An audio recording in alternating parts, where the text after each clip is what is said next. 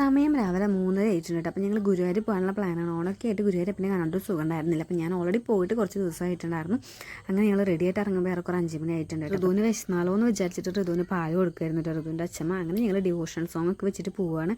അത്യാവശ്യം നല്ല രീതിക്കുള്ള മഴയൊക്കെ ഉണ്ടായിരുന്നു കേട്ടോ. 2 കൊമ്പന്മാർ നിൽക്കുന്നുണ്ടായിരുന്നു കേട്ടോ. അപ്പോൾ അവരെയൊക്കെ കണ്ടിട്ട് നമ്മൾ മെല്ലെ പോവുകയാണ്. പിന്നെ മുല്ലപ്പൂ വാങ്ങിയിട്ടുണ്ടായിരുന്നു. പാവം മുല്ലപ്പൂ ചേട്ടൻ നല്ല ഉറക്കമായിരുന്നു കേട്ടോ, വിളിച്ച് എണീപ്പിച്ചു. അങ്ങനെ ഞങ്ങൾ മുല്ലപ്പൂവൊക്കെ വെച്ചിട്ട് ഞങ്ങൾ അമ്പലത്തേക്ക് പോവുകയാണ്. പിന്നെ ഇത് ഗുരുവായൂരപ്പനുള്ളതാണ് കേട്ടോ. ഞാൻ 1-2 റീൽസിലൊക്കെ കണ്ടിട്ടുണ്ട് ഗുരുവായൂരപ്പനെ കാണാൻ പോകുമ്പോൾ വെറും കൈയോടെ പോകരുതെന്ന്. അപ്പം ഞാൻ ഈ കദളിപ്പഴം പട്ടും വാങ്ങിയിട്ടാണ് ഇപ്പോൾ പോകാറുള്ളത്. അങ്ങനെ അമ്പലത്തിൽ നിന്ന് പ്രതീക്ഷിച്ചത്ര തിരക്കൊന്നുമില്ല. വ്യാഴാഴ്ച ആയിരുന്നു ഉത്രാടത്തിൻ്റെ അന്നത്തെ വീഡിയോ. വ്യാഴാഴ്ച എപ്പോഴും ഗുരുവായൂർ നല്ല തിരക്കുള്ള ഗുരുവായൂരപ്പൻ്റെ ദിവസമാണല്ലോ പറയാറ്. അപ്പോൾ എല്ലാ അമ്മമാരും പോകുന്നൊരു ദിവസം കൂടിയാണല്ലോ.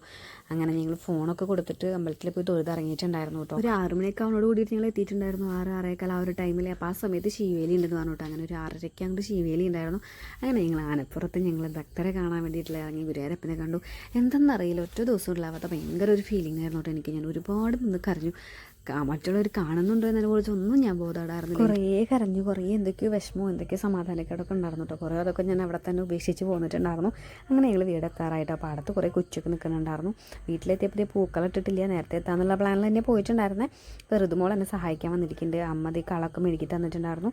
ഋതുമോൾക്കാണെങ്കിൽ ഞാൻ വെട്ടാൻ വന്നിരുന്നു കഴിഞ്ഞാൽ ഒരു പേപ്പർ ഒരു കത്രികൾക്ക് നിർബന്ധമായിട്ട് വേണം കേട്ടോ. അപ്പോൾ അവൾ വെട്ടി തന്നു. ഞാൻ ചട്ടപ്പെടാന്ന് പൂക്കളോടായിരുന്നു. പുറത്തോട്ട് പോകണമൊക്കെ എന്നോട് ചോദിക്കുന്നുണ്ടായിരുന്നു, ഒന്ന് എൻ്റെ നേരം വൈകിയോ എന്ന്. എല്ലാവരുടെ അടുത്തും ഞാൻ മറുപടി പറഞ്ഞേക്ക് വയ്യാണ്ടായി. രാവിലെ ഗുരുവായൂർ പോയിക്കായിരുന്നു. വന്നിട്ട് ദേടായിരുന്നിട്ടുള്ളൂ. ഒരു 8-8 ആ ഒരു ടൈം അയച്ചിട്ടുണ്ടായിരുന്നു. പിന്നെ ഞാൻ വെട്ടി വരച്ച് ഇടുമ്പോഴേക്കൊക്കെ സമയം ലേറ്റ് ആവില്ല. അപ്പോൾ നന്ദു കൂടെ എന്നെ ഹെൽപ്പ് ചെയ്യാനായിട്ട് വന്നിട്ടുണ്ടായിരുന്നു. അപ്പോൾ കുറച്ച് പൂവൊക്കെ അവൾ വെട്ടി തന്നിട്ടുണ്ടായിരുന്നു കേട്ടോ. പിന്നെ ഋതുവും അത്യാവശ്യം അവിടെ ഇടയ്ക്കായിട്ട് വെട്ടി നുറുക്കിയിട്ടുണ്ടായിരുന്നു. അങ്ങനെ ഞാൻ പൂക്കളത്തിൻ്റെ പരിപാടി ഒരു വിധം അവസാനിപ്പിച്ചിട്ടുണ്ടായിരുന്നു. വിശക്കുണ്ടായിരുന്നു, രാവിലെ നേരത്തെ എണീറ്റിട്ടുണ്ടായിരുന്നല്ലോ. അപ്പോൾ ഈ കിച്ചണിൽ പോയപ്പോൾ അമ്മ ദോശയൊക്കെ ഉണ്ടാക്കി വെച്ചിട്ടുണ്ടായിരുന്നു. അങ്ങനെ ഞാൻ മെല്ലെ പോയിട്ട് ദോശ കഴിക്കാൻ പോകാൻ കേട്ടോ. അപ്പോൾ ഇന്നത്തെ കുഞ്ഞു വീഡിയോ ഇത്രയുള്ള അടുത്ത വീഡിയോ വീണ്ടും കാണാം. ടാറ്റാ.